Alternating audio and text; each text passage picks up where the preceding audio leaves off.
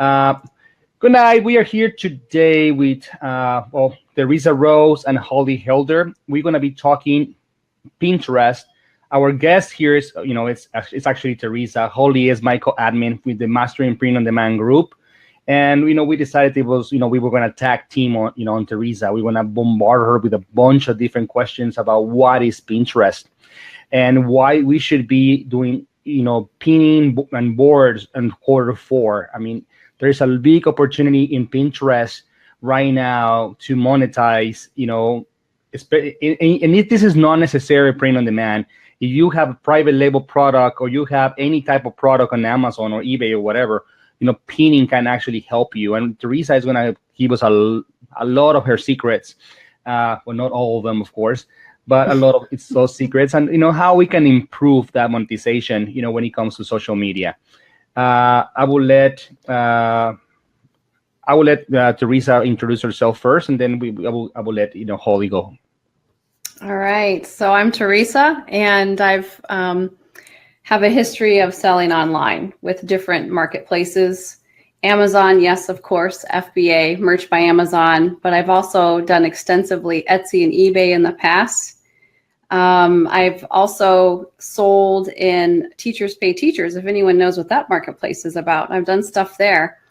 And of course, in my own Shopify store, and on my website, and on my blog. So it all began with me trying to Google and figure out how to set up a website. And then from there, it just kind of evolved as to what can I do to make an income, and realize that I could really do this. Well, now getting through all of that experience of selling in multiple marketplaces, selling in my own website, Shopify store, doing the branding, all of that, I've realized that we need to use more than just a marketplace. And we need to use the power of something that is already available to us to reach more customers and people outside of the marketplaces. And I really feel strongly that Pinterest is one of those that you can do very readily to access those people that are very highly targeted buyers. They're going to be interested in your things. We need to do one of those Teacher Pay Teachers. I actually have a Teacher Pay Teacher account, and you'll be surprised there is not even a course on that. But hey, that's a whole different topic for later. Oh, yeah. Oh, my goodness. I sold lots of stuff on Teachers Pay. I can probably talk about that, because my wife is a teacher. So we have a lot of her products that she does, when she moves from kindergarten to second grade and she no longer uses her kindergarten stuff. I've been digitizing that stuff and uploading it on Teacher Pay Teacher. And it's bringing some revenue there. And it's not complicated. Last time I checked. Is it recycling your supplies to other teachers? Is that what it is? No. Teacher Pay Teacher, you can sell a lot of digital files like for teachers to use, their agendas or their boards or some drawings or whatever they want to use for the classroom. Right. Worksheets. The teachers use a whole different language that I get. It's not my topic. But sorry, you were saying something, Teresa? Oh, I was just giving us some examples of curriculum, worksheets. I used to do a lot of worksheets, stuff like that. But on Pinterest, there's a lot of people that advertise their Teachers Pay Teachers stuff on Pinterest. So there's huge amounts of that you even find on Pinterest, and that's how people find it. So they do they're smart. They do their marketing on Pinterest. It's actually, you make sense because it's pretty much the same market, same audience. You're right, and you see, we're already learning something. You have no idea what it is. They look for Teachers Pay Teachers. It's it's very niche. It's specific. It's more for it's toward teachers. But it is profitable. Holly, you want to introduce a little bit about yourself? Probably some people here don't know you. I mean, I know you very well, but. Well, I met Fernando, I think when you were doing the admin for the custom Facebook group, because I was looking to segue out of just doing merch. And we just sort of, we hit it off. But basically, I mean, I have a background in eBay and Amazon also, and FBA, and I've done, retail arbitrage, online arbitrage, private label, all that stuff. But it wasn't until I hit merch that I really started taking off. So now all of a sudden I'm like, I am a designer. I mean, I never thought I'd be a designer, a graphic designer. But I tried Pinterest, to tell you the truth, Teresa, a couple of years ago. And I think because I was doing a lot of drop shipping at the time, I just was like, I felt like I was in IKEA. You know, there was so many products, there was so much stuff. Yeah. And so I never really latched onto it because it just was too overwhelming for me. But I've known since then that Pinterest really is a great place to market, whether or not you do it for free or you do the promoted pins or whatever they're doing now. It seems like a natural, but it's not a fast thing, right? I mean, you really have to start and build up. So how long have you been on Pinterest? Oh, a while, quite a while. And I didn't really do much with it. I would pin something from a blog post that I wrote once in a while. And really not very much at all. And then I started noticing a couple years ago, and I didn't even know what I was doing on Pinterest. And a couple years ago, I began noticing some of my stuff that was popping up on Pinterest. And it wasn't me that was putting it there. So that kind of got my attention. And I thought, okay, maybe I should do something about this, but yet you're knee deep in your business and you're trying to figure out, how do I have time for this? And yes, you get overwhelmed. So when you go to Pinterest, you look at all this stuff and you're like, what is this? How do I do this? What is this about? Where do I even begin? And you're overwhelmed. And then you shut it down and say, not today. You know? Right. And I did that. I did that a lot. Like, no, thank you. Not today. That'll be for another time when I have time. And then it just kept getting pushed off and pushed off. And then I decided in the last year and a half to get more serious about it and really learn, just dive myself in and learn everything that I possibly could so that I could figure it out. And what I didn't realize is that Pinterest, yes, it's a social media site, but really it's a search engine. And it's a very, very easy search engine for you to use to get your stuff found by other people. It's very, very simple. And the lifespan of a pin can be years. So there has been some pins that I have found just recently that have dates on them back of 2012. Wow. Those pins are starting to revive back up again and go viral. So they just keep going year after year after year. There's a very, very lifespan on those. So if you create a pin one time, it's very possible for it to go viral and just last for years.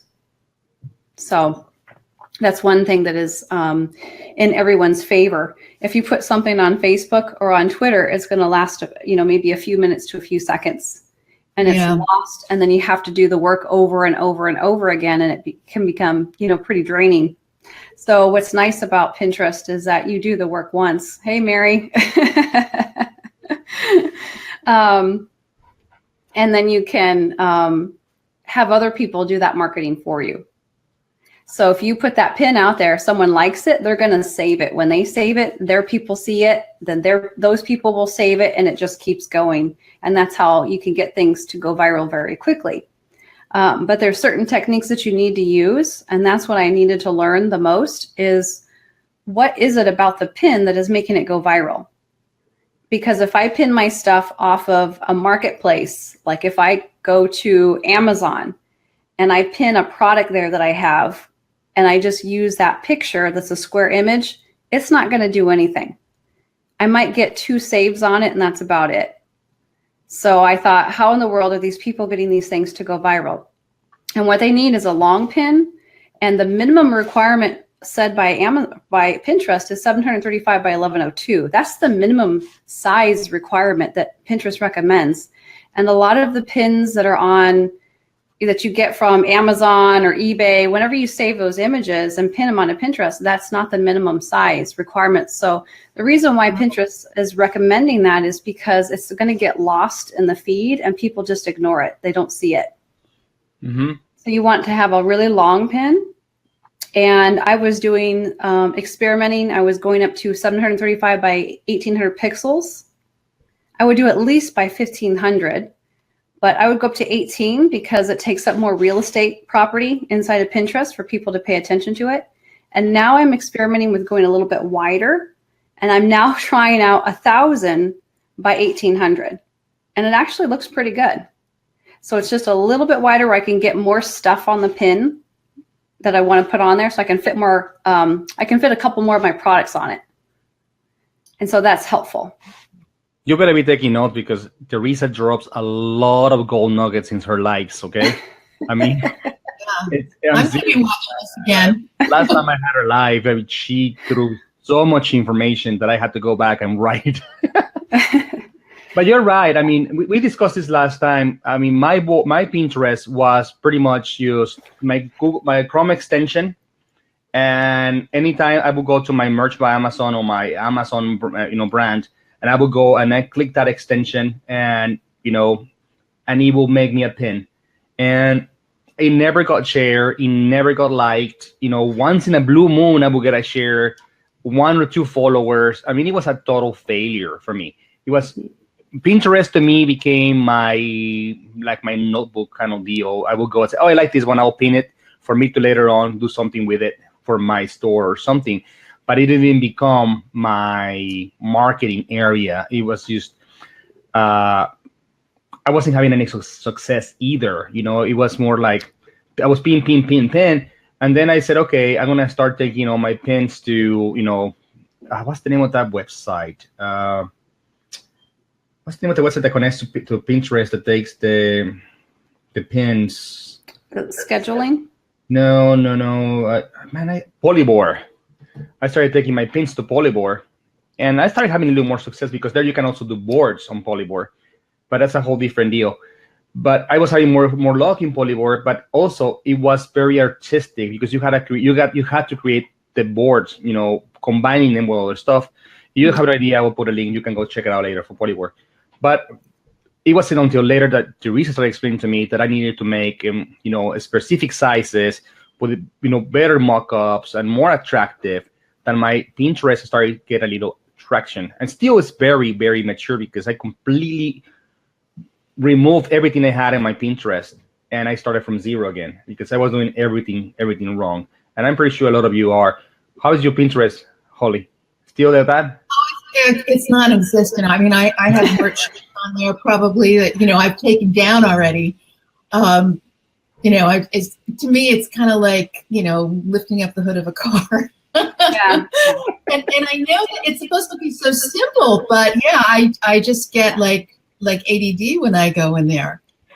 But so it's good to know that there are some tips and tricks, and you have a course about this, right, Teresa? Mm-hmm. So there was enough people asking that I ended up I was actually told, you need to put this together in a course. I mean, that's what happened. And so it just had to happen. And we will talk more in detail about it, later. But yes, it's really, really, really, really, really, really good. And usually when I buy a course, by week 1, I'm like, I'm done. And this one, it's like, okay, keep going, and it's so much actionable information that I said, okay, before I forget, let me go back to my Pinterest and let me fix my title. And before I do that, let me go fix my banner. And before I do that, let me do some, some pins that I want to have in top, and let me reorganize my boards. And it's like, okay, it's like every time it's something that I have to do that is like, okay, but it's fixing it. I start seeing traffic now. It's a very good. Is there a way of measuring it, Fernando? What's that? Is there a way of measuring it?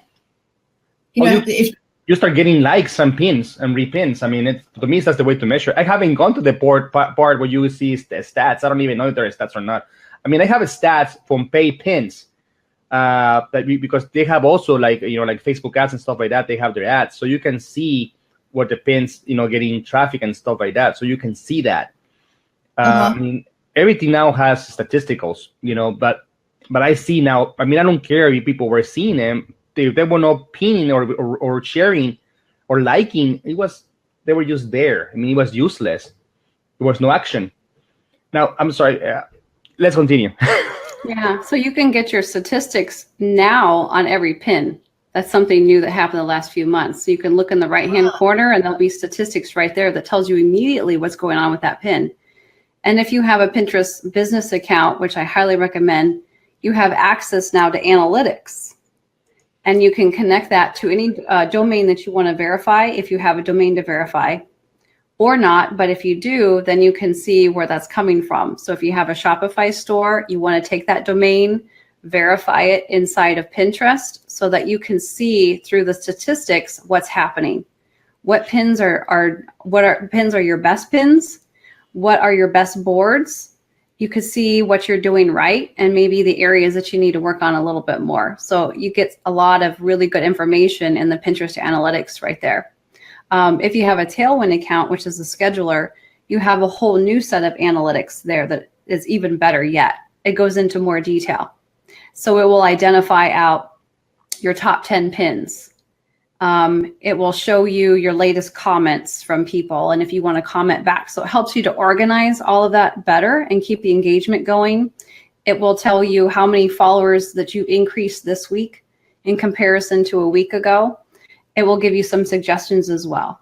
So it's very helpful. I like actually the analytics a little bit better in Tailwind than I do in Pinterest because it's more detailed information that's useful and helpful there. And then how about the paid promotional pins, or what are they called these days? Yeah, promoted pins. Yeah. Yeah, you can do the promoted pins if you want, but I highly recommend that you pin stuff organically the majority of the time. I mean, I get sales off of Pinterest just organically. Yeah, I haven't had much luck with the pay pins either. Now there are some buyable pins now that you can actually do. Yes, that's where I get the sales. I haven't figured out how to do those on. I know how to do them from my Shopify store, but I don't know you can do it. On like you create a pin inside Pinterest. Can you do those, or it has to come from a store? No, you can. Are you asking if you can run a promoted pin on anything? No, like I mean, Right. if I have my Shopify store, I can connect to my Pinterest and I can make that a viable pin. Yep. That I know, but if I don't have a Shopify store, can I have a viable pin? No. No, it has to come from No. Shopify. There's only 4 places that you can do viable pins. I think it's Shopify, Magento, BigCommerce, and one more. I can't think of what it is. That's the only 4 that are exclusive to that Pinterest integration. So Shopify is usually number 1. Yeah. As far as trying to integrate with lots of different places. That's why I like them so much. They're very pioneering. They'll get an integration anywhere. So their upcoming integration that's going to happen sometime soon is supposed to be with eBay, which that's going to be a big deal. And I'm betting that they're in talks right now to do an integration with Etsy. They already have an integration with Amazon. Well, they have a nice relationship with eBay. I know that because having my Shopify store, in Shopify, eBay contacted me around March this year, and they gave me a free store. 6 months. They gave me an integration to connect my Shopify store to the eBay. They gave me like 6 months of free. And I have an account manager still. For free. I didn't really take a lot of action on it because my brand wasn't ready. It's ready now, and actually, I'm reestablishing conversations with them to see if they would extend the promotional offer they gave me to see if I can get the store right now, connect all my store. But yeah, they have a good relationship. I mean, they even Shopify gave my email to eBay for them to contact me. So some people will get upset. I was actually very happy, but yeah, they have, and I'm sure they will come up with something with Etsy. Right now, Etsy seems like they are looking for ways to revamp their business. I mean, right now they started with the Printful kind of deal. I think it's a huge success for them. You just look at how many people jump from the Merch by Amazon platform used to Etsy because we can sell on Etsy. So imagine if the Printful was to connect with them. That would be huge. And we'll see what happens, right?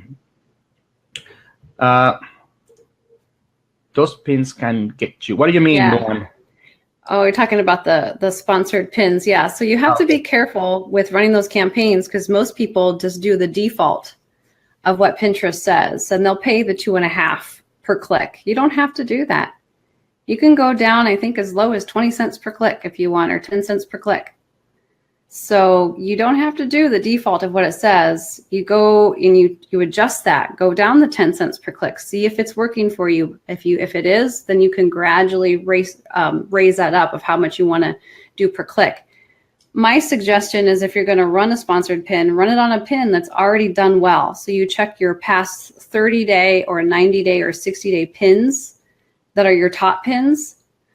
Go with those. The ones that have already done well organically, those are the ones that you want to boost and put money down on because they're more likely to continue doing so. Also, if you're trying to, a great thing you can do with Pinterest is build your email list by giving away something for free. So you can create a PDF document, so a how-to guide, a list, whatever it is that you want to do, and give it away for free. Okay, on your pin, what you do is somewhere on your pin, you would say free printable or free guide or free whatever it is. That word free is huge with people. They will do anything for free. We all know that. So you're going to have a very, very high click-through rate on that pin, and then they're going to go sign up on your email list to get whatever it is that you're offering. And then when you boost that kind of a pin, because it's going to have a high click-through rate and engagement, you're more likely to do well in a sponsored pin campaign if you choose a pin like that. So it just depends on what pins you're picking, but when you're running a sponsored campaign, pick the pins that are already doing really well with an organic reach, and all you're going to do is just push that out there a little further to your audience because you know that there is a high interest in this, and you've already got people who are saying we like this. And so because of that, the Pinterest feed picks that up, and Pinterest recognizes that engagement that's already happened, and then they're going to give it out to more people. They're going to reach out even further. So that's called the smart feed is what that's called with the algorithm. Want to say something, Holly? I was just saying that's a great idea. I love the giveaway. That makes a lot of sense to build up an email list. Yeah, it's really easy to do there and get a real strong email list going, and you can offer then your products through email. Yeah, you need to have an autoresponder for that anyways, guys. I mean, you have to have a service that is going to grab those emails so that you can actually have them for later on retargeting. So we will invite an expert on that topic, pretty soon as well. So we can actually, because email marketing right now, people say email marketing is dead. Yeah, it's not the same as in the 90s, but it's still one of the number one. I mean, one of the top ways to monetize. It's an email list, and and we want to do that. You want to ask a question, Holly?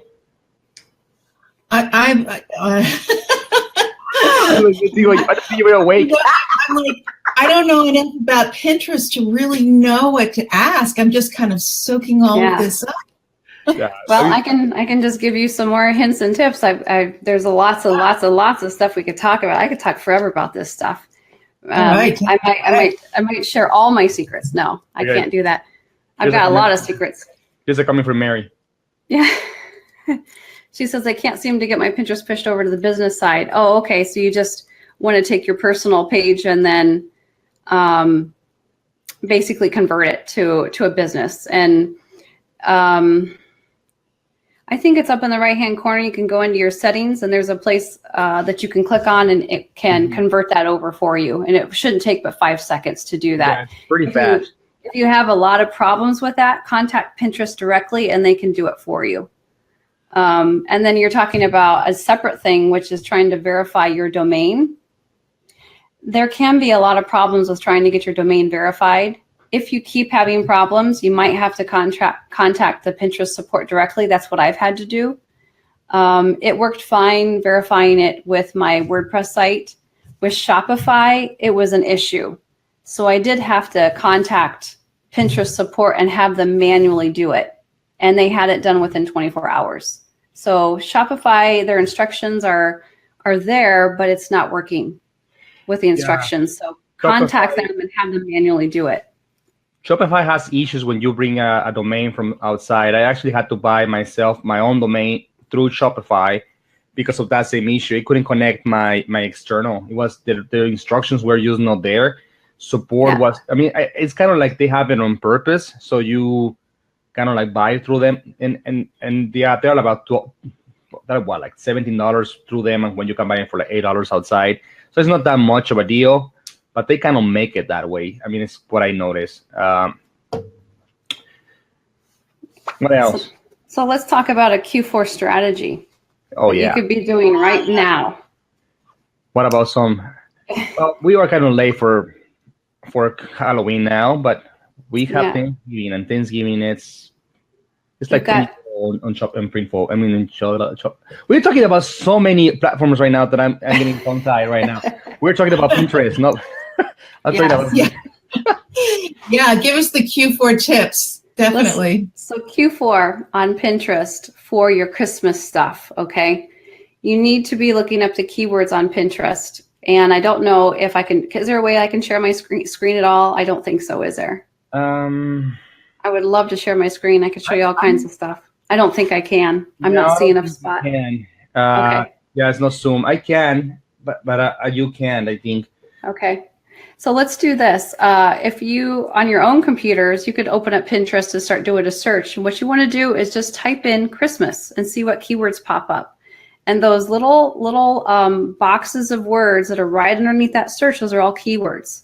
So probably you're going to see something like Christmas, and then there's another keyword that will probably pop up, which is gifts. More likely than not, that's number one right now because people are already searching for Christmas gifts on Pinterest. This is where what they do is they get their ideas. What am I going to buy? They start planning and they start saving that stuff in their boards. So then there might be another keyword after that. If you add Christmas and then click on gifts and add those two together, you can see what other keywords there are. There might be ideas is usually one that pops up. So now you have a board that you can name for yourself. It's called Christmas Gifts Ideas. Start putting your products in that board. And then you can pin other people's stuff too that has very, very high engagement as long as it does not conflict with yours. So for example, if I'm selling a lot of t-shirts, I might want to put in there pins from other people so it doesn't look real spammy like it's all about me. And that would be a blog article someone else wrote that's got really high engagement, a lot of saves and repins already, that is about how to decorate your Christmas tree or how to wrap the perfect present or how to anything. Or it might be a recipe, a Christmas type recipe. Well, that's not going to conflict with your shirts, with your products, because what you're doing is you're serving your audience because they love everything in your board. They love your products, but they also love that recipe that's there, that's complimentary. They love the how-to article that someone wrote that you put in there because it's complimentary. So you want to put complimentary items together, and people love that and they appreciate that. And that's how you serve your audience. And that's what you're doing is you're building your audience there. So you need to have at least one Christmas board right now. Get that up and running, get some good keywords in your description of your board, put keywords in your pin description. You can even use hashtags now on Pinterest. Pinterest is now making their search engine to where it does recognize hashtags. Before it did not. So all the people that were doing hashtags for a long time, it really didn't do anything. It didn't help people find stuff, but now it works. The hashtags do work. I heard it was a limit of how many hashtags you could use. Is that true? You can have up to 20 is what Pinterest says is the limit on a pin. I think it looks ridiculous if you do 20 on a pin. It's not Instagram. I would put like one or two. That's what I heard. Hashtags so that it's very focused on your pin. If you get too wild and crazy, you're just, it looks really spammy. I think it's probably going to be a turnoff. So for now, I would just do 1 to 2 hashtags because this is a very, very new thing on Pinterest.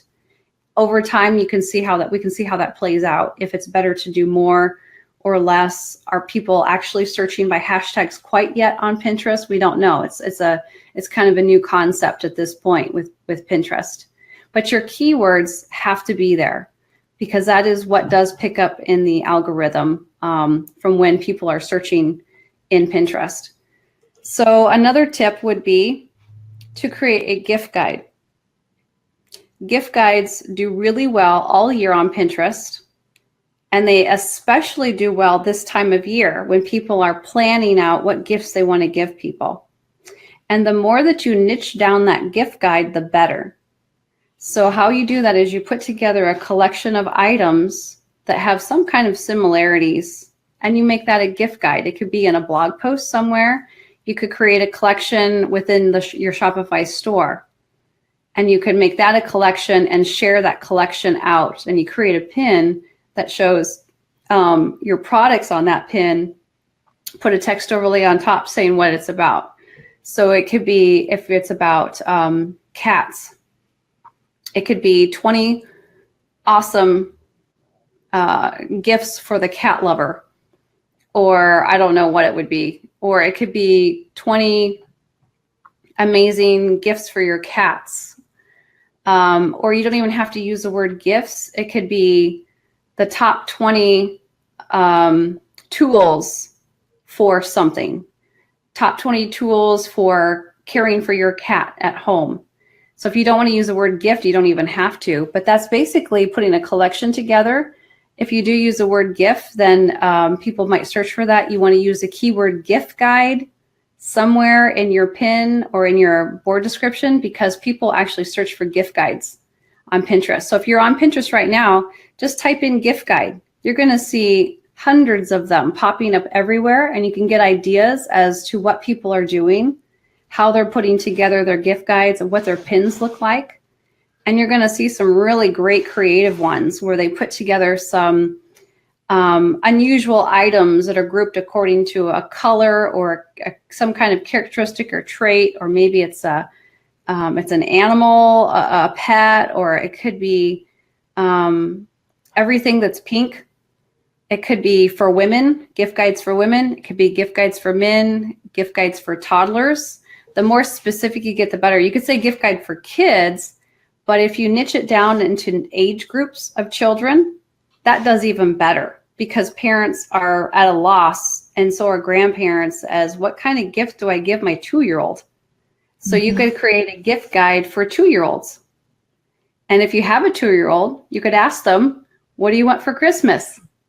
You could create your gift guide based on what they tell you. And then, so, I'm sorry, is this gift guide all on one pin, or are you using it as like a lead magnet? well, you put all your products so you need to create a collection in Shopify or a blog post somewhere, right? If you don't have a blog or a website, one thing that I've discovered on a Facebook fan page is the notes section. And you can use that as a way of writing a mini blog post. And you can write out in that notes section your entire gift guide right there. And you can't share it directly on Pinterest, but if you have Tailwind is the workaround that I figured out. And Tailwind will let me schedule it and send it over to Pinterest, and it shows up just fine. So then it links right back to my Facebook fan page with the notes section.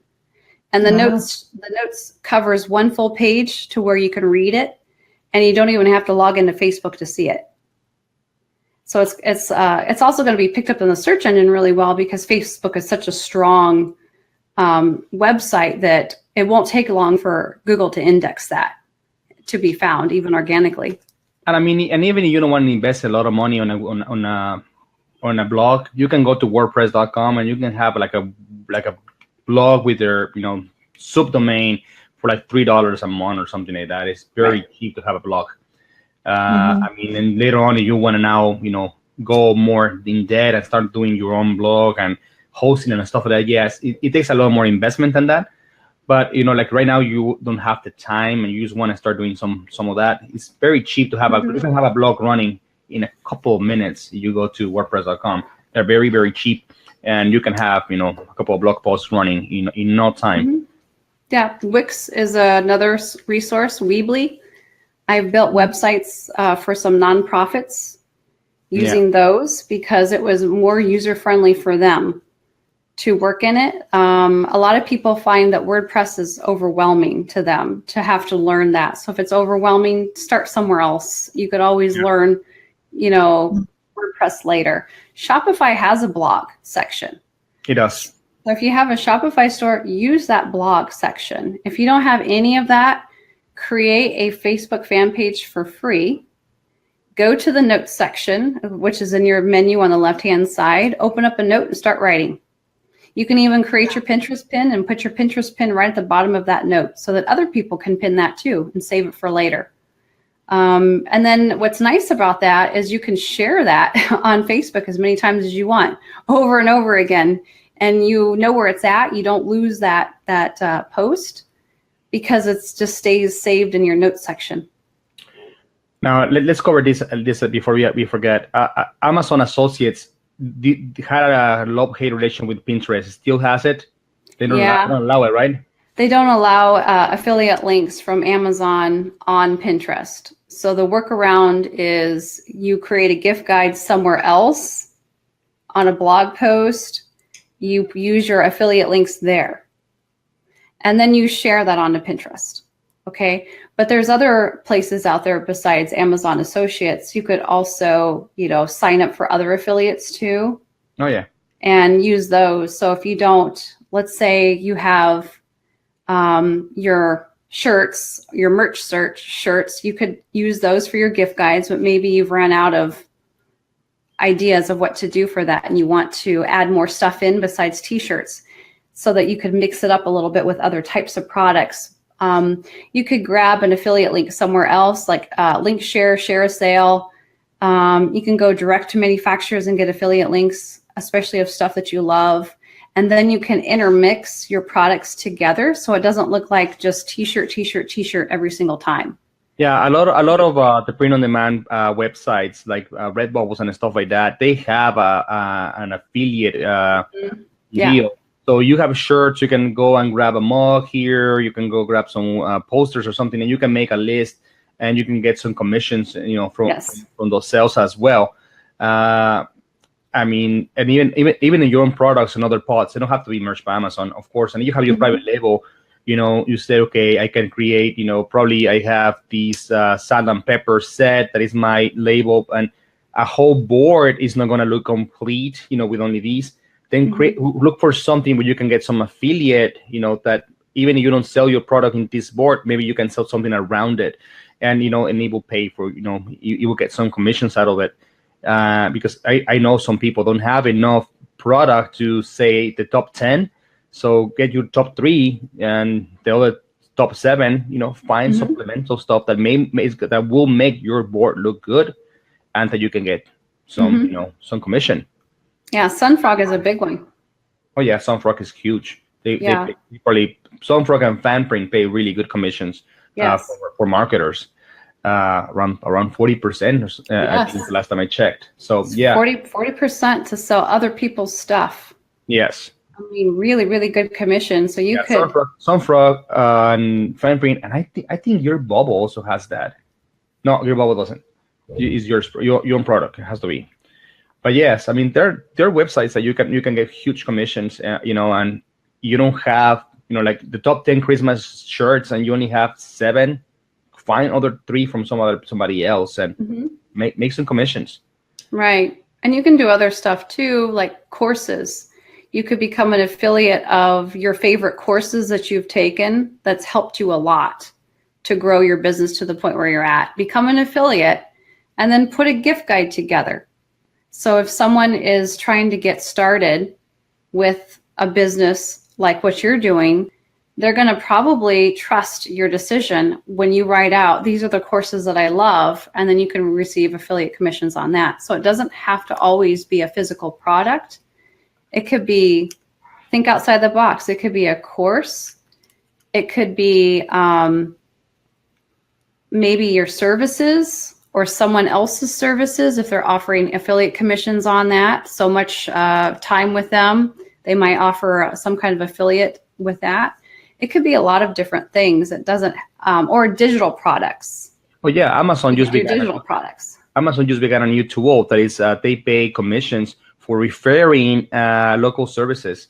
like carpet cleaners and stuff like that. There's a new platform used for that, so you can make the best top 10 carpet cleaners in Houston area, and you can go and grab some of those and they got the best reviews locally, and you can get some commissions from Amazon, for referring stuff like that. And yeah, and courses, you're right. I mean, ask any course owner, and almost all of us offer commissions, and usually they're very hefty commissions. They're no pennies. They are usually anywhere between 20 and 50% depending on the course. So it could be a huge board if you know how to promote it.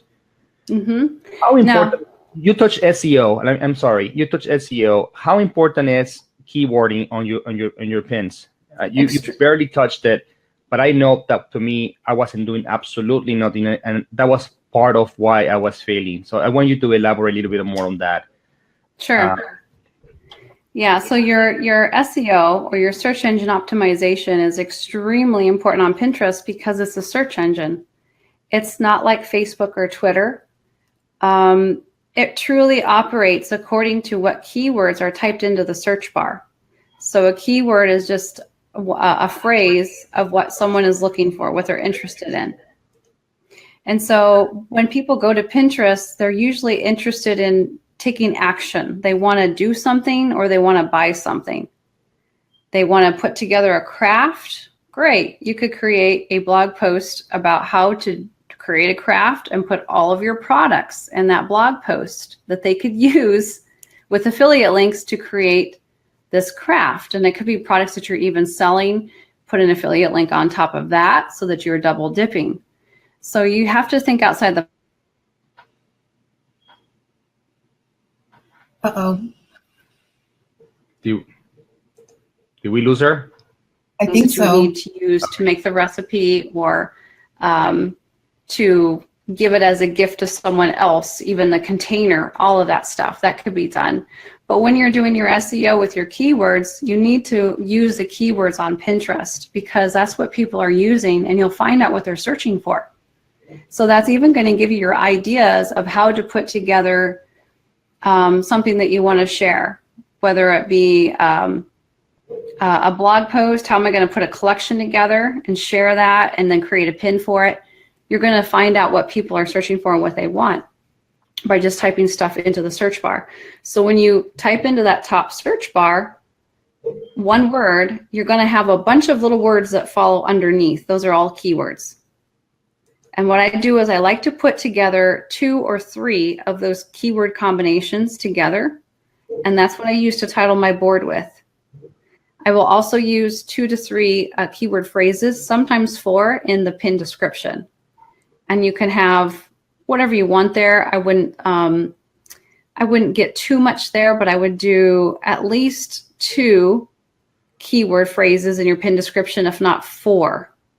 So I usually like to start the pin out with my main keyword phrase and write naturally, and kind of write like you are talking about how you love it or what's great about it, or even share a benefit about it. How is it going to solve a problem? That always sells, with helping people to understand the product better. And then at the end of that, I just do an up and down slash mark, which is underneath the backspace on your keyboard. And you just hit shift and you do that. And then I put in another keyword phrase, and then I hit that again, and I do another keyword phrase. So I add at least 2 more onto the tail end of that. And then I'll do 2 more hashtags. I'll do 2 hashtags at the very end of that, so that I get a lot of keywords in there, plus 2 hashtags. So I'll probably get, on average 3 to 4 keywords in there. If you start getting too far with that, then it gets a little spammy and you get a little bit too much writing going on in the pin description. But that's going to help you reach. One other tip is to take your main keyword in your board and try to, if you can, include that in the pin description as one of your keywords. It's going to help that board boost up overall, because that keyword is being repeated all throughout the board, even on the pins. So it's really, really easy to rank high on Pinterest. If you're curious about how your boards are doing, You type into the search engine the name of your board, and then you click on boards to see if you are in row number 1. If you are in row number 1, your SEO is really, really good. If you can't find yourself on the page, then you need to go back and revisit that and put keywords into your board description, redo your board title, and put it in your pins. And it doesn't really take that much effort to do. I started experimenting with that with my boards, and I was getting them all to rank number 1 because a lot of the people on Pinterest don't understand this. They don't know this, including your competitors. So your competitors are there, but they don't know how to use Pinterest. So their stuff isn't getting found. So enter you into Pinterest, and now you know what to do. Guess what? Your stuff is going to get found. You're probably going to get an increase in traffic, and you're going to get more sales. Your competitors might eventually give up and say, well, this doesn't work. Like I did. Or look at it and get overwhelmed and say, not today. Well, what about Teresa softwares? I've heard of various softwares over the last few years. I don't even know what they do, but and I can't remember what they're called. But there are some softwares out there that are supposed to streamline what you're doing on Pinterest. Do you use any special software besides Tailwind, or was that what it was called? Yeah, I've tried different ones, and they were a bad idea. I don't even want to mention what they are because I don't want to encourage anyone to do what I did. It was a really bad idea, and then I had to redo all of that work. So I was kind of using a piece of software that was like a little robot that would go in and follow people automatically for me. But I didn't, there's no way to specify who to follow. And yes, many of them will follow you back, but they were the wrong type of audience who didn't care about my stuff whatsoever. Or they were people that haven't been active on Pinterest for 3 years. So they don't even go to Pinterest anymore. And here I am. I just followed them, not paying any attention. They don't give a care. They're not on Pinterest. They're not active. So you got to be careful with some of the software that's out there that people are trying to sell. Some of it is, it really isn't worthwhile. It doesn't work. It's not really going to increase your sales any. The only piece of software that I use for Pinterest beyond just the Shopify integration for buyable pins with Pinterest is Tailwind. And that has really helped significantly increase the followers, increase your audience and your traffic, and you get your analytics. You still have to do everything as far as putting your pins into schedule, but Tailwind tells you the optimal times to schedule your pins for. So when I didn't use Tailwind, I was pinning in the morning time. And then when I got a Tailwind account, Tailwind was telling me, don't pin anything until after 3 p.m. Oops. Okay. So all that work that I had been doing for several months was not even being noticed because nobody is on Pinterest in the morning. They're not even there. They're not even looking at it. So I realized that. And when I began using the scheduler, then Tailwind will tell you when your next optimal times are according to when they're actually viewing your pins. So they're helping you by saying, hey, go ahead and schedule your next pin. If you want to add this into your schedule or not, do it because people are paying attention at that time of day. So it's working smarter instead of harder. Mm-hmm. And that's why I said I made a lot of mistakes, until I could finally get my head around Pinterest. And then now I have it streamlined like, oh, okay, it's not that hard. It's not that big of a deal, but it is kind of a monster to tackle at first. There's a lot of moving parts and pieces in there to try to make sense of. Well, it sounds like streamlined it pretty well. So you've made the mistakes and we can now learn from that. I hope so. Yes. Yeah. That's the goal. Yeah. Sorry, Fernando, go ahead. Oh, that's okay. When Instagram or Twitter or all this stuff, they told us that that you have to pick a time of the day where you start doing your posts and your tweets or whatever, so that your followers get used to that, like sort of like Pavlovian behavior. I want to be posting something at this hour, and they start now feeling like, okay, at 2 p.m. Fernando's gonna make his tweet or his Instagram post or whatever. In Pinterest, this works as well. Is consistency? It's of the timing.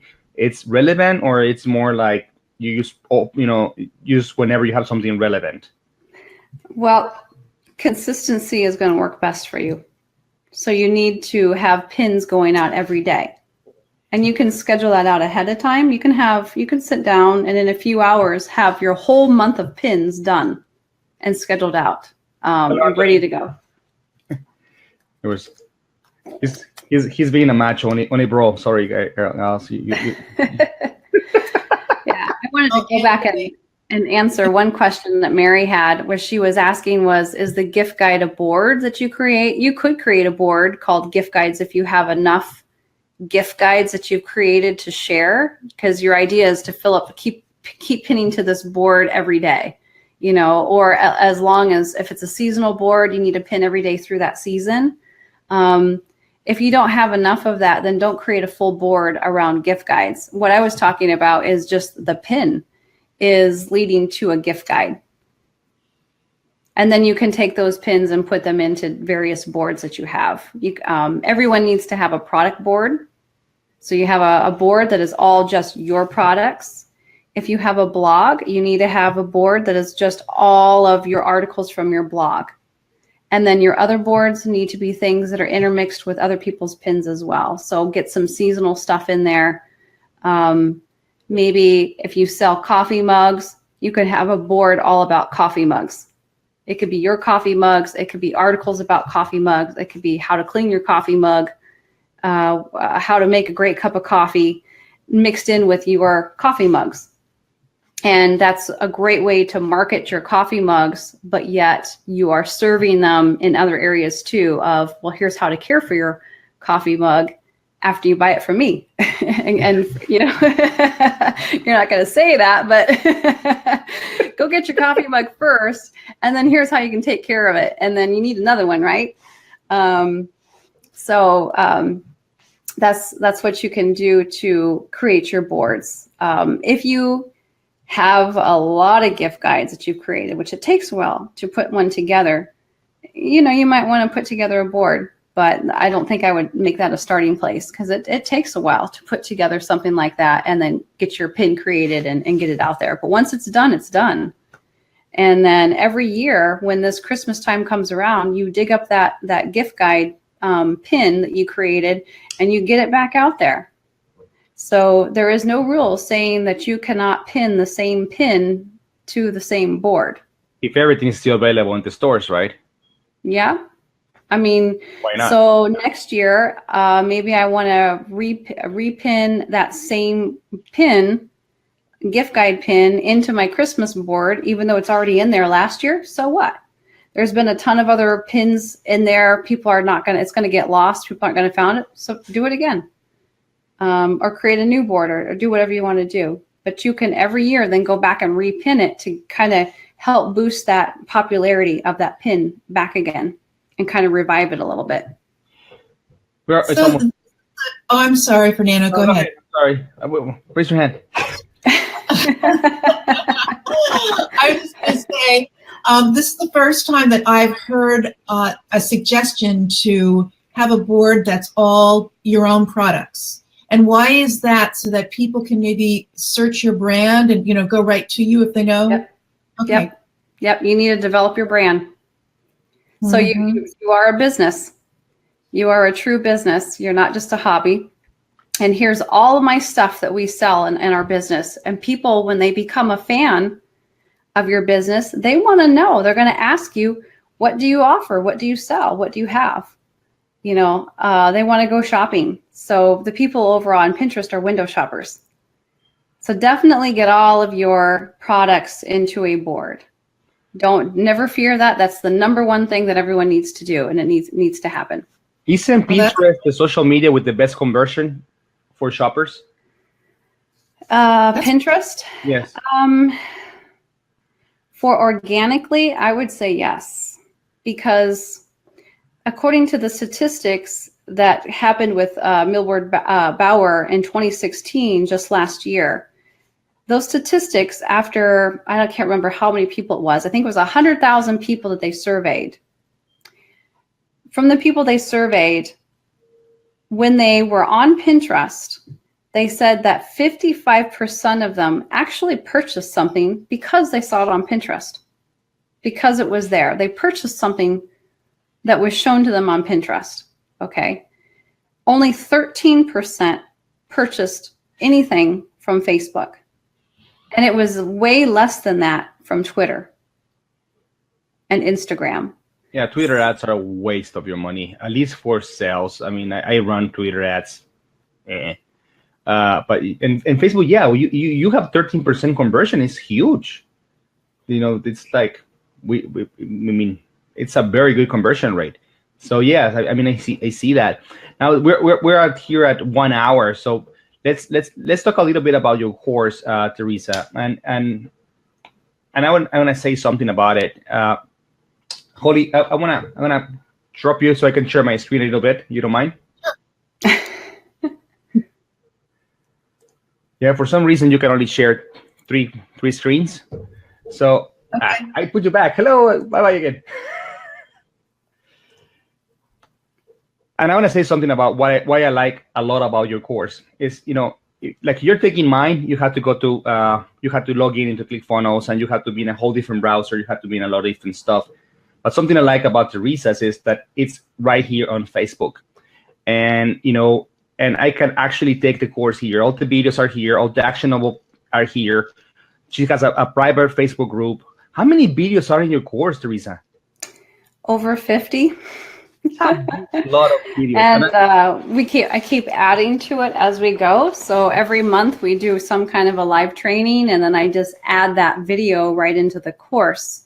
So whatever live training has happened in the past, you can watch that, and whatever happens in the future, you can be a part of that or watch that. So it's just we have the course. It's a lot of modules. Module 6 is analytics. Module 7 is promotional pins. Then we have module 5. It's a develop marketing strategy. You know, prepare your website for Pinterest in module 4. So it's I mean, I'm going backwards, of course, but, you know, see keywords, followers, custom work. I mean, everything we covered today, but in a whole lot of more detail. Use this module 1, the Pinterest for business setup, for me was, you know, like a eye-opening situation. It's changing everything, as well as, you know, the introduction is, you know, using the introduction, you are like 10 different videos. So I mean, it's it was the longest introduction that I ever had to an introduction of something, but it was so full of information. Yeah. What can you tell us about it? I mean, about your course, right. Of course. Well, in that introduction, there's 9 videos in there that are free for anyone to go and watch. And I really felt like I needed to do that because a lot of people don't know what Pinterest is. So that's where you can go and learn what is Pinterest, why should we be paying attention to it, get a lot of that basic information before you take action or do anything further. So I felt like it was necessary for me to just educate first of what is Pinterest and why should we even care. And then when you're ready, you can take the course and then it dives in deeper than that. But of course, you're not ready to learn how to do something until you understand what it is to begin with, right? So watch the free videos so you can understand what it is, why should we care about it, and then it will make sense to you of, oh, okay, now I'm ready for the how. And the how is what the course is about with that. So that's why I did so many of those free videos. I felt like there's a lot of lacking of education and help, and there was for me too. And when I started doing the research and learning more about Pinterest, I was really shocked. I was amazed at what I was finding. And so you feel like you need to share that with others. So with this link that I'm showing here, people can go and watch the very first 9 videos. Mm-hmm. Yep. They can watch them right away. Okay, let me share at the bottom. And this is all housed on Facebook, so you have to log into Facebook in order to get to the page where you can watch that stuff. I didn't know the first 9 videos were free. I mean, I have the course, so I didn't, I have access to it. Yeah. So I know, and I wish I knew that. I will have told a lot of people to watch them. They're very good. I mean, just the first 9 videos teaches you how to set up your store properly. And to me, that was, it made me understand why I needed Pinterest more than ever. Especially since we are in a market that we need to get to the eyes of the customer first, and we need to make them understand, and not make them understand, make them realize they need this impulse to buy something. And Pinterest is one of those platforms that penetrates the eye because of the way the pins are created, all the artistic that is being done. Just posting something, like the blank white background mock-up that we have emerged by Amazon is not going to give you absolutely nothing, or any other Amazon product for this matter, or probably not even eBay as well, because it's just the picture of the product, and absolutely nothing else there. So you need to find ways to make it more attractive, because now you go to the main Pinterest, it's just a collage, of stuff. So having a boring pin is not going to get you on the first page ever. But I want you to elaborate on that. I mean, you're the expert. I'm just your student. Well, your keywords and your pin image is what it boils down to. That's how you're going to be very, very successful with helping to get your products out there in front of the buyers that are already there on Pinterest. Okay. So it's kind of like you've already got these warm leads, because people have a buyer mindset on Pinterest. So you might as well attract those warm leads over your direction to your products. Okay. They're already warmed up for you. All you have to do is just go fishing for them, drag them in, help them find your stuff. And there are people who are interested in your stuff when you put your stuff there on Pinterest. One thing that we're going to do, I think I'm going to set up a live training for those that are members of the course. We do a live training every month.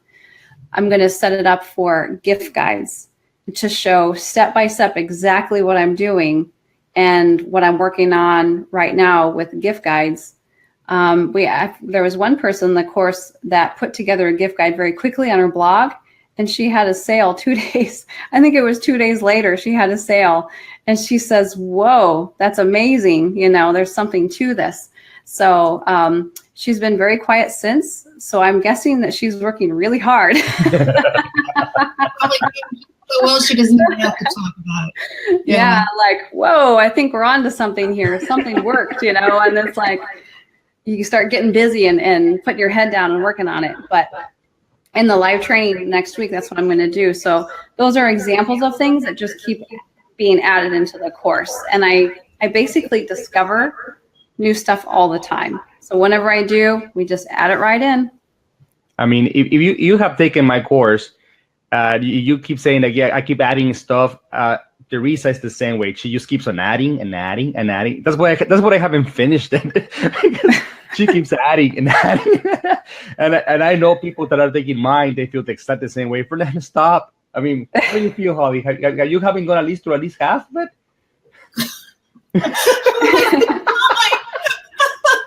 I just keep adding. Oh my God. I would take the rest of my life to go through all that stuff. But yeah, I mean, I've said this before, your course has so much value. You really could cut it into like 5 different courses. And you probably could too, Teresa. I lost count on 90 videos. I have no idea how many are now. But yours is like, what, 50 now? Yeah, there's over 50. On Pinterest. Yeah. I mean, mine is on print on demand in general. I mean, you're only on one subject. That's amazing. Well, it just ends up being a very big topic. It is. It's hard to go any less than that. And I tried to be very to the point in every single video. So it's very intentional. Here's what I'm showing you. It's not just talking for the sake of talking, but really getting down to it step by step so that you can take action immediately. And that's the hope. Yeah, Kate says that she needs to see how to make the gift guide with the Facebook notes. We're doing that next week. So I need to finish up mine, and then I will show everyone how to do that. It's very, very easy. So she's a part of the course, and she's also part of your course too, as well. She's a part of both. And so that's something that we're going to work on here, especially now. And you can share that thing on Facebook over and over and over again very easily, and then pin it onto Pinterest using Tailwind. Yeah, Kate loves to learn. I mean, Kate was actually my first mentoring phone call I gave, when I started doing this stuff. So she has a special, place in my heart, and she knows it. That's why I always like, hey, there's Kate. I mean, but yeah, but I lost my train of thought again. It's if we were to have a takeaway today of something that we should do to start doing Pinterest today, what would you say it is the first thing we should do, other than open an account? Well, since we're in fourth quarter, you need to create a Christmas board. Definitely. You got to have a board for all your products to get in there for Christmas season. Start doing your keywords. Start looking for keywords that you can optimize your everything, your profile, your boards, your pins. You can start adding a couple of hashtags into your pins. You can start redoing your Pinterest pins. If you've created any at all, you need to start creating them using something free like Canva. You don't have to spend money on doing that. Just use free thing like Canva. Create your pins, make them long pins. Try experimenting with 735 by 1800, or go like what I'm doing now to 1000 by 1800 and testing that to see if there's any difference, or if it's helping at all to get noticed. And you can do one product, have multiple images in one product on one pin if you just want to feature one product, or feature a collection and put an image of a lot of different things of your products on your pin. So if I do one product, I want more than one image. It helps them to see it better and see it from a different angle. And that's more enticing that way, and that you're going to get a higher click-through rate. So that's what you're looking for, is engagement on Pinterest, and you want people to click through. So having your pin is great, but unless they're clicking through, it's not really going to do you a lot of good. So you want to have good click-throughs. And if they save it, then they're going to probably save it for later, and they'll want to click through your pin. So you want that activity of them clicking through the pin to go to wherever you're leading them to. I keep getting a lot of emails, promotional emails saying, hey, buy these Pinterest templates, where we just drop pictures and they already have everything, just pretty much is a template. Do you suggest using those type of templates, or create something original? You can if it's a decent template. I guess I haven't seen any of those. I get bombarded with those. Oh, really? Where are you getting them from? Creative Market, I think it is. And oh, I didn't even know they had Pinterest templates there. I'll have to go and take a look at them to see what they're like. There was one in AppSumo about 2 months ago that they were selling a bunch of templates for social media, and he had a lot of for them of Pinterest. I didn't get it. Interesting. Is it for PSD? Is it an AI file or Canva? It was PSD of definitely Photoshop and AI and PDF. Okay, it would be that's the thing, is most people that are creating Pinterest pins are using Canva. They're just keeping it simple, so it would be smarter for them to make it like a Canva template. It would probably sell better. There you go. Because that's what the bloggers are using. That's what everybody in the Pinterest world is using. So I am not one of them because I have never used Canva. But you can use PSD just fine. I complicate myself. In Canva, there are templates for Pinterest or Instagram or any of the social media. They have them the right size. Is that what you're referring to? You can. There is a size for a pin that is the default of what Pinterest recommends, but I do custom because I want mine to be bigger. Right. So I just do a custom size. Yeah. I just create my own templates. So if there's a pin that's doing well for me, I just save it as a template, and then all I have to do is just change out the picture or change a couple words, change the color, and I'm done. And it doesn't take that long. That there are certain templates like I took a course a while ago with Ezra Firestone. Never got through it. Mm-hmm. It was the Pinterest course, and he had done a lot of testing, and he had his templates that were supposedly really superior. So is that something that you have in your course, where you have a handful of templates that have done really well for you? I show you how to use Canva, and I show you what the winning pins are. Okay, so there's a whole video that's on winning Pinterest pins, and this is what you want them to look like. And here's proof, because here's the high engagement on those pins.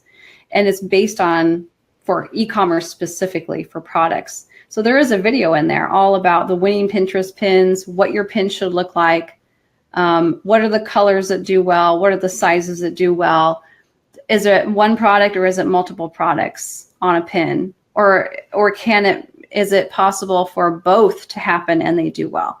Which I think is actually true, because I've seen that happen. So we have a consistent audience. Anybody has, any questions? I mean, before we wrap this, anybody has any questions you want to ask Teresa? I mean, I won't answer much of this, but Teresa right now. And I'm sorry for interrupting. I just wanted to invite that. Keep going. Sorry. I'll hide. Yeah, no, it's okay. I was just trying to answer the question there that Holly had. But yeah, no, it does cover pins that are going to do well for you, so that you're not feeling as though you're in the dark about how do I even go about creating a pin? Even if I create this thing, is it going to work?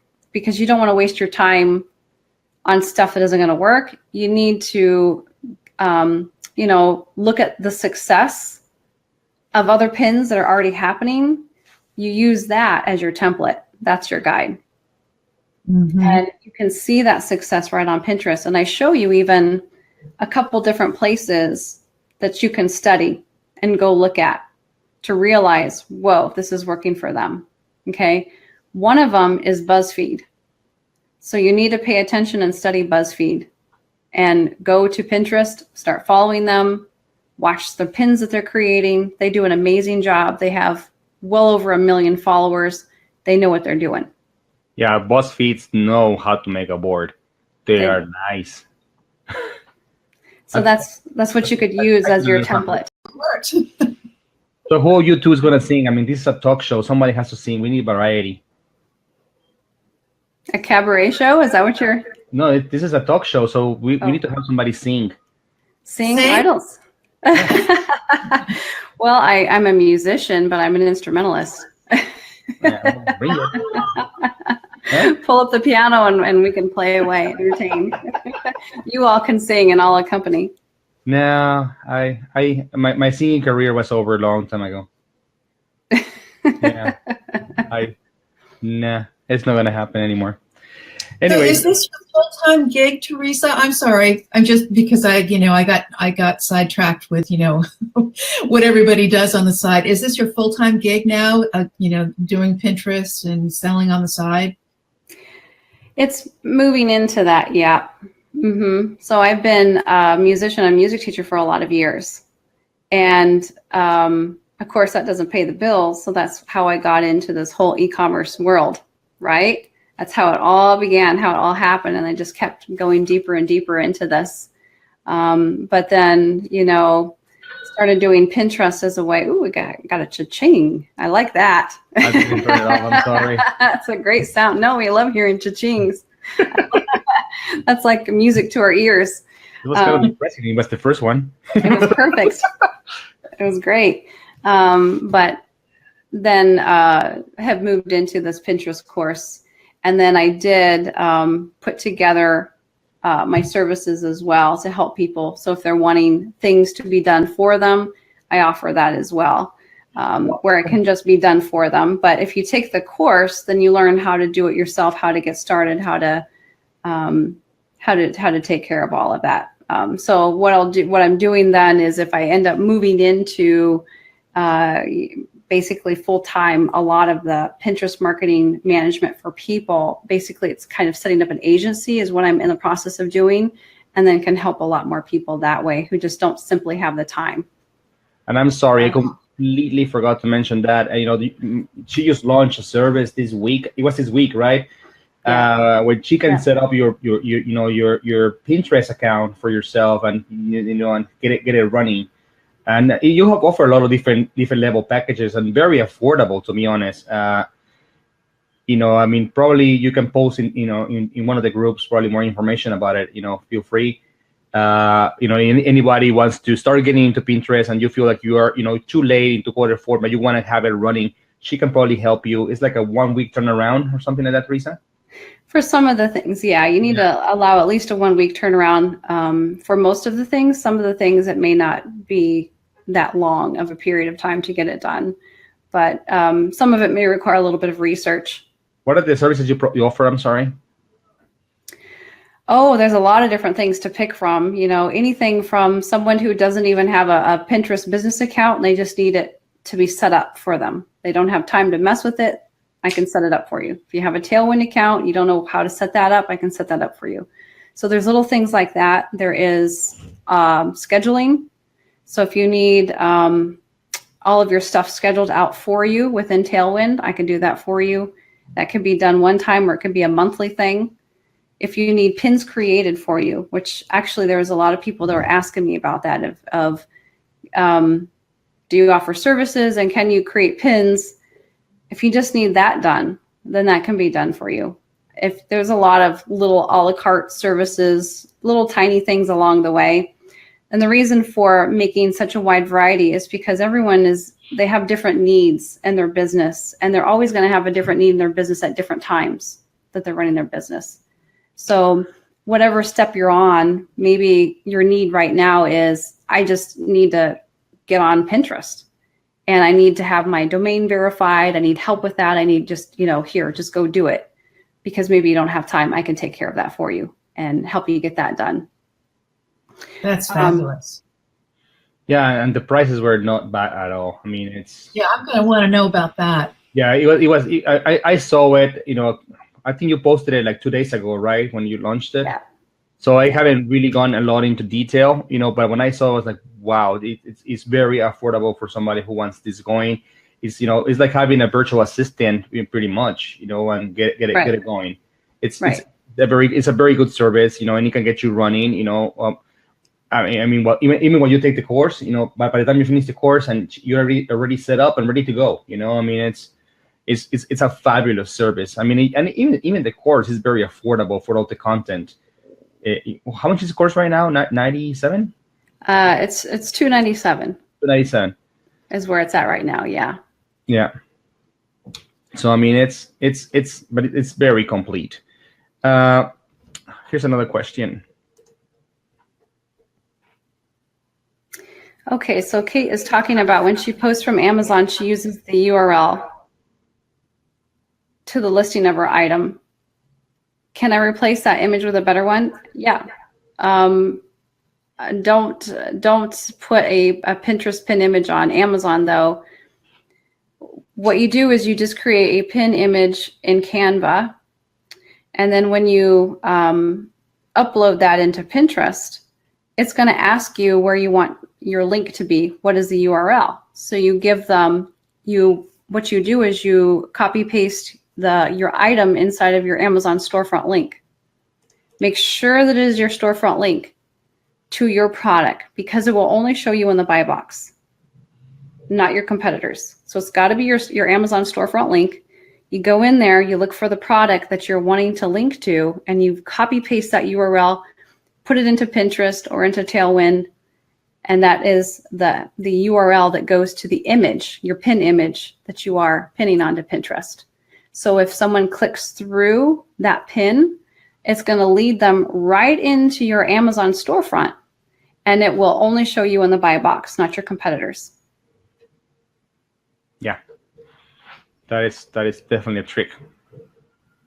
But yes, definitely create a pin image. If you pin the image off of Amazon, it's not going to get noticed on Pinterest. So create a new pin image in Canva, and then your link then can be from your storefront link in Amazon to your product. And it's going to lead people right there, straight to your product. Do the same thing with Merch by Amazon. Use your link direct to your t-shirts, and you can create a new pin image. So there's multiple ways that I've done that. I've done, like if I wanted to feature one t-shirt, because you only can do one at a time. You can't create a collection inside of Amazon or Merch by Amazon. Then I would take a picture. I could either do a mock-up image, a lifestyle picture, mock-up image of the shirt or not. And I could take that and do one big blown up image on the pin. And then below that have smaller images of those shirts, but in multiple colors. So I would end up with 5 images on a pin of the same shirt, but every shirt was a different color so that they could see clearly of, oh, there's 5 colors to choose from. And that's going to encourage them to click through the pin, because if they only see one color, they may not care for that color. So they just pass it by. So that's another, trick you could do to encourage the click through to get over to your shirt. Another thing is you could create a mock-up of your shirt with a guy wearing it and a girl wearing it. And you put both, and even a child. And you can put all of that on one pin. So it's very clear that this one shirt is available for both men and women and even children. And people can see that. Just make sure that you don't show the faces of the people in your mock-up, because people don't want to see the faces inside of Pinterest. They want to picture themselves wearing your shirt. So make sure that the faces are not there, and you're going to have a better click-through rate. So that's another way that you could take that one product of your shirt and then use more than one image on your pin, and you're going to get better results. People are going to be more engaged. You're going to have a higher click-through rate to get over to your stuff in Merch by Amazon or wherever it is, Redbubble, any kind of print-on-demand company, if it's leading to one page where it's just one product. And that's a fact. The mock-up with no face is the fact in any social media. People want to feel that the person wearing it is themselves. They want to put their face on it. It's kind of psychological behavior. If they see somebody else, they say, well, okay, that shirt looks good on that person, but it takes away from the feeling of ownership, and that's a good tip. I told you guys that Teresa will add gold nuggets over and over. I mean, we're in an hour and a half on this live, and and if I let her, probably she will keep going, and I don't mind. But and I keep seeing people live, so it means that the interest is here. So, do you want to keep going, or you want to wrap it up right now? Oh, that's up to you. If there's more questions, people can ask away. Yeah. If you have any questions, come on. This is the time if you want to get it in. Yeah, I mean, I don't go to sleep until like 3 more hours from now. But and you guys, and I know Holly's in California. Where are you, Teresa? Where do you live? I am in Iowa. Oh, so you're Central Time as well. Yeah, I'm Central Time. Yep. Yeah. Any more questions? Well, I know there's a bunch of questions to ask. Come on, give us another one, and then no more questions. We will wrap it. What else can we talk about? Oh, I could talk forever about this type of stuff. If you're not careful, I'll give it all away. No, I think that's impossible, really, because there's just so much. There's so much that you can do. There's unlimited possibilities of promoting your products over on Pinterest. And we're getting to that point where you don't want to keep all your eggs in the Amazon basket. Oh, yeah. You need to find other ways to get your products out there in front of people, and not just rely solely on whoever comes to Amazon or goes to Redbubble or goes to whatever marketplace that you're using. You've got to bring the people to your product, and that's going to increase your sales incredibly. Better yet, it's going to develop your brand, bring about brand awareness. People start to trust you. You're building a relationship with your buyers. And then now you have repeat loyal buyers that are going to buy from you over and over again. They become your fans and your followers. And that's what you want. To me, branding is everything. The same brand I have on my Pinterest, my name on my Pinterest is my same brand that I have on my Seller Central account for my own products that I bring through Rapid Creators, that I have my own products. All my Merch by Amazon products have the same brand that I have with my Rapid Creators account. So my Merch by Amazon connects with my Seller Central together. So people want to go find a shirt, and then now they have mugs, they have hoodies, they have posters, all out in my same brand. And I can cross sell them, from merch to my Seller Central. I can cross sell them, I use my same brand in there. I use my same brand on eBay. I just want to be, I use brand. And it starts getting, little by little, starts getting a following that, I want to use this brand, I want to use this brand, I want to use this brand. And it's going to take a while. A brand is not created overnight.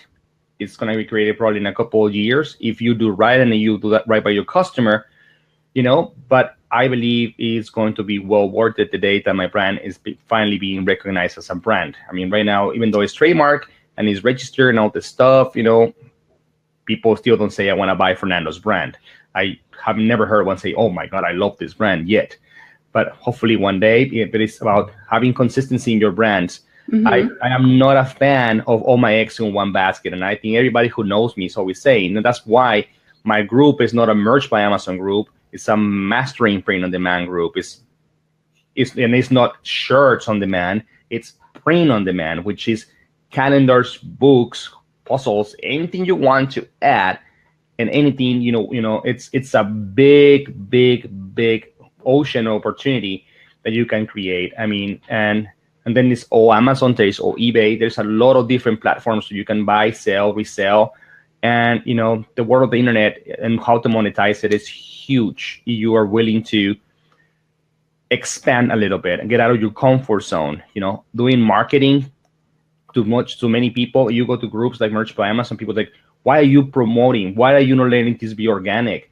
It's like people are allergic to getting, doing some marketing. They want everything to be organic. It's like we were talking about organic food, right? It's healthier. I think the future of these industries is going to be the ones that know how to market are going to be the ones that are going to make the sales. Every day, it's more and more people getting into this market, and it's going to be more competitive. And the people who know how to drive customers to their store, to their even if it's Amazon, even Amazon is creating inside an advertisement platform for that purpose. They want us to compete for the sale.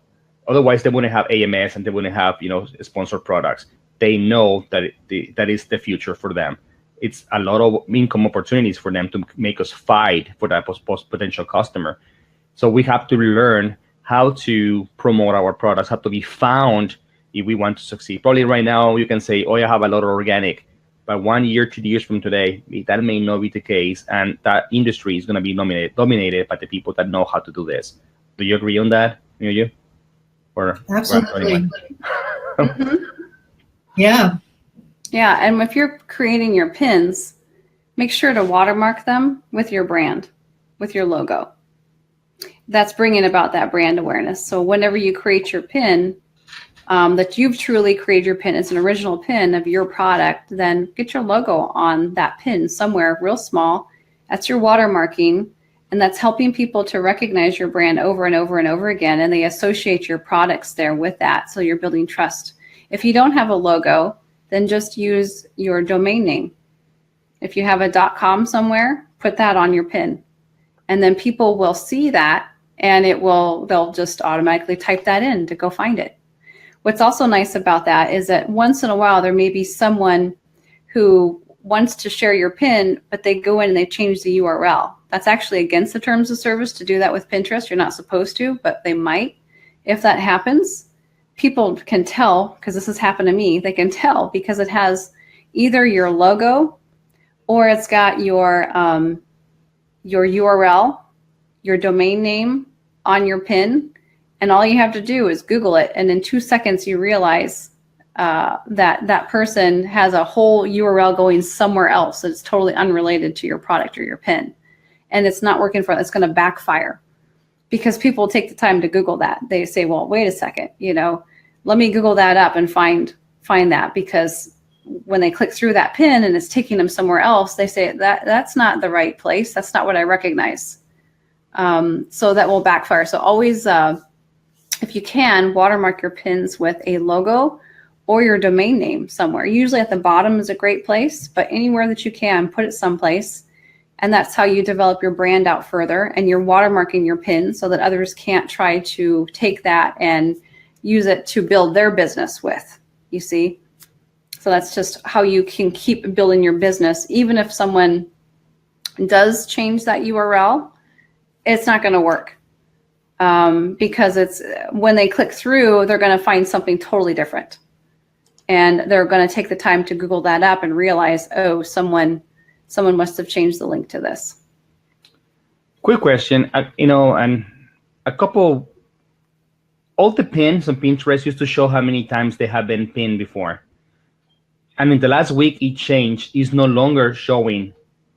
Is there a way to get them back to showing? Is there a setting or something? To me, that is very important, because that's how I will know if this specific product was hot, and if I should, remodel that specific design or something. And now I have no idea to know if this product is actually hot or not. I mean, it's just there. It has it has the statistics anymore. Yeah. Now Pinterest has been making some changes, so I noticed that those stats are gone if I log into one of my business accounts, but if I log into my other business account, the stats are there on the pin. So I think it's just that Pinterest is changing some stuff. And for whatever reason, that statistic that was appearing, and that was actually appearing for the first time last summer on the pin itself, is gone. And I hope they bring it back again because I really like that. I think they will. Just give it some time. Yeah. But, it's gone in one of my accounts. It's gone, and the other account it's there. Oh, so you have the pin numbers in one account? Yeah. So it's still there in one account on the pins, but it's not on the other account. And I'm not sure why that is. All I can think of is that when Pinterest goes into work on the platform, some stuff goes goofy. It'll start to get a little wonky for a short time, and then it will kind of sort itself out again. Yeah, because I have a bunch of tutorial videos on how I do my market research, and a lot of them were on Pinterest, and a lot of them were counting on those stats. And I'm like, okay, now my video is completely obsolete. Something I like that they just add recently is the little button at the bottom that says more. Yes. You click expands and expands and expands. I love it. I mean, I don't know if it was there before, but I just discovered it, a couple of days ago, and I'm like, nice. That's new. That's beautiful. Mm-hmm. Market research, of course, but I really missed the statistics because it would tell me, this product. I didn't even need to go and check on Amazon. Okay, what is the rank of something like this? If we had 40,000 pins, I know people wanted that. Yes. I mean, yeah. why waste my time doing any more research? Now let's go check, copyright and all the laws that govern that, the intellectual property. But it was so easy to do, research, and now to me that is a process that completely got, annihilated, overnight. And I really hope they bring it back. Yeah, I think they're just working in Pinterest and they're changing some stuff. I think it will come back. I think a lot of people like that enough that it will. We'll see. But in one account, it's still there, and the other one, it's gone. When you're talking about that more button, when you click the more, what happens is it shows you more pins that are similar to that, so that you can concentrate on more of that and get rid of the other stuff that you're not interested in.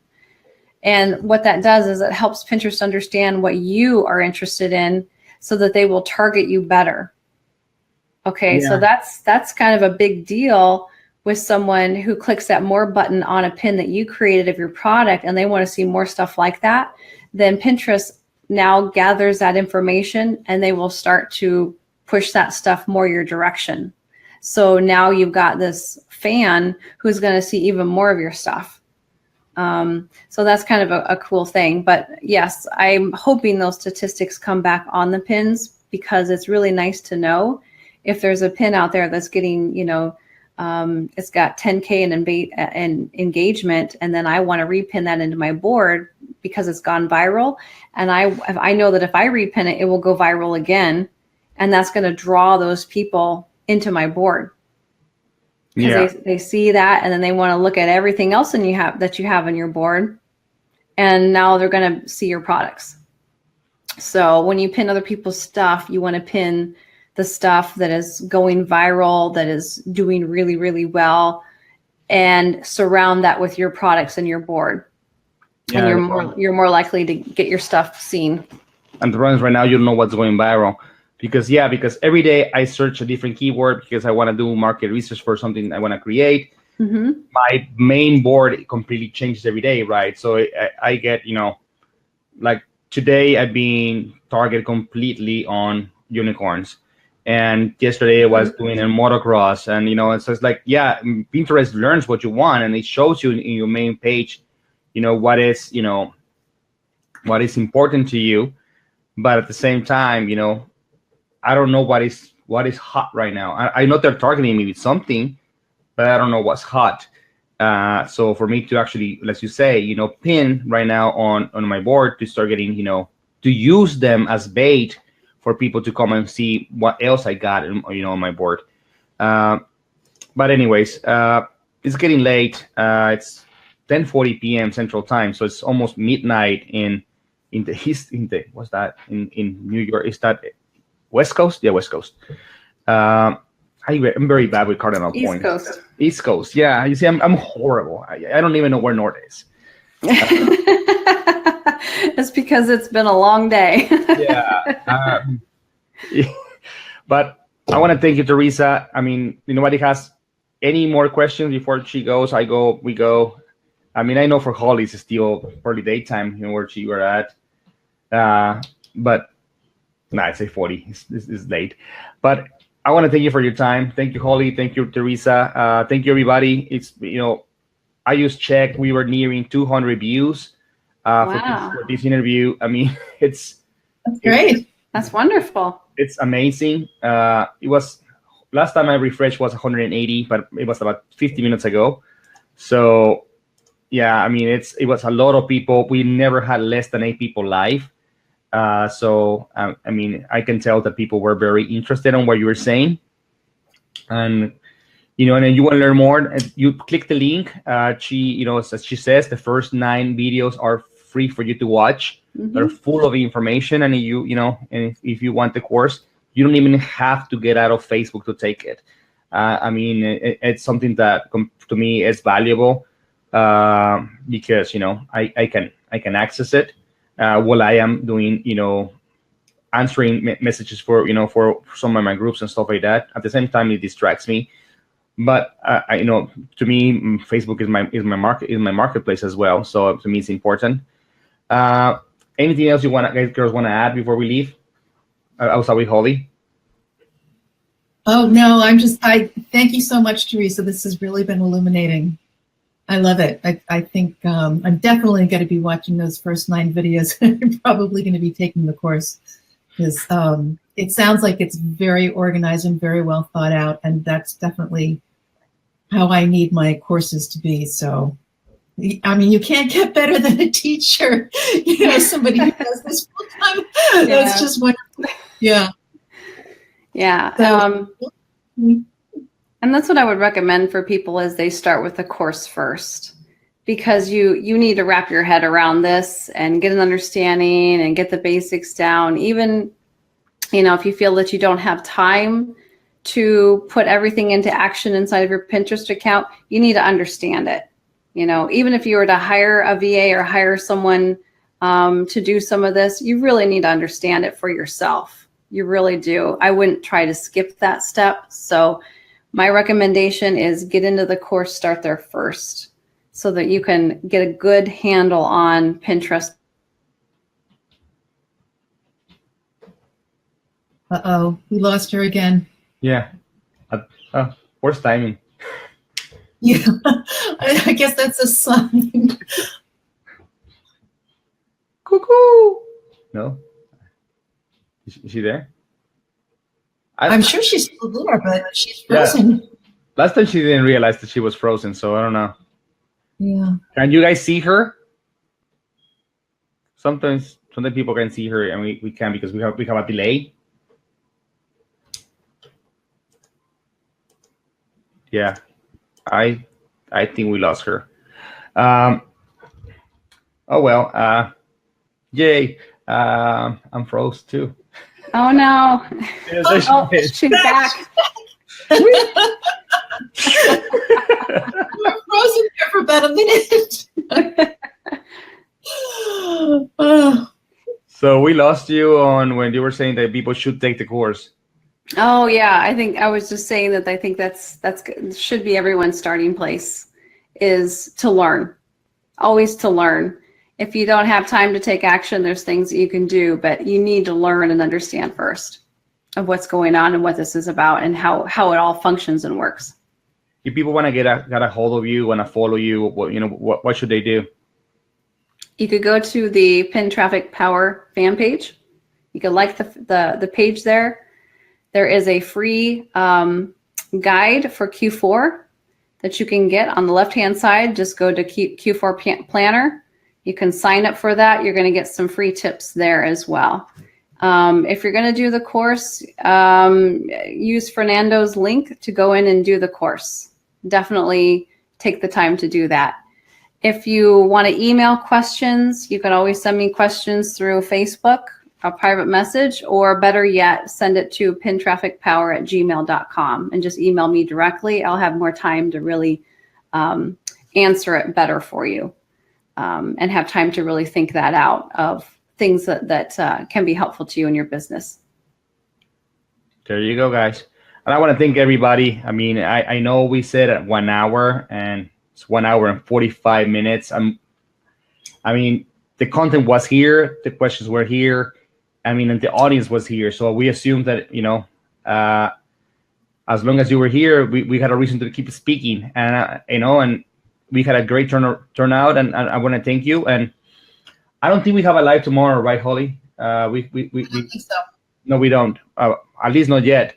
But we have next Tuesday. We have actually quite a couple of people next week. On Tuesday, we have Greg Johnson, who is an FBA seller, private label, and merch by Amazon seller. On Wednesday, we have Jason Wyatt, who is, who has a group on people to travel RVs, and, and they do Amazon and merch, on the road. Very interesting topic. If you guys want to be, do this full time and want to start, traveling. And then on Thursday, we have Jacob Topping, who is, everybody knows him. He's in all over the place when it comes to print on demand. And then we have on the 30th, we have Mike Goal, and, on selling local. He has done over what Hollywood, $250,000 selling merch by Amazon to local businesses, right? Oh, maybe in his first year. I know, it's amazing. He's being successful. Wow. I mean, he is not selling online. He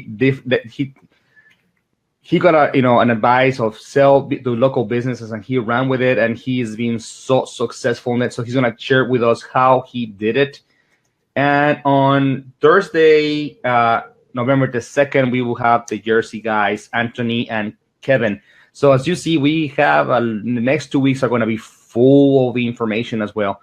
And thank you for being here. And it's gonna be fun.